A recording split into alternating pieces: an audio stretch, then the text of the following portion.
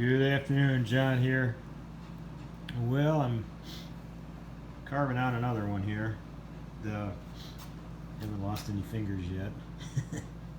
But to get from that to that gets a little hairy with the axe, so I do it mostly with a knife.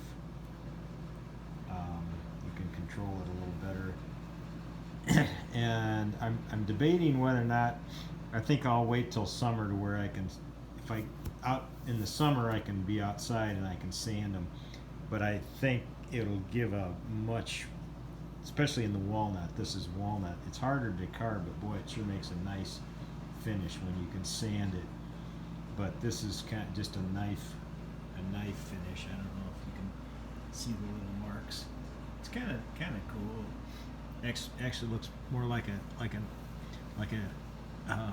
hand carved maybe Eskimo kayak or something. Of course, they made those out of whale skins, I think.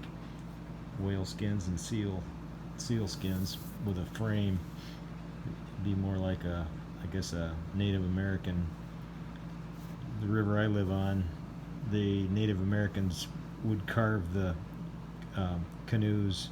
I think it was mostly canoes. I don't think they did any kayaks, and they were out of the sycamore trees. They sometimes the sycamore trees will have like a hollow in the log, and I believe that what they did is they built a fire in that hollow and then continued to burn it out, and then used stones to carve out the sycamore. But the sycamore was really good for a canoe because it was like diffuse pores, kind of like hard maple. It didn't take on the moisture. It would.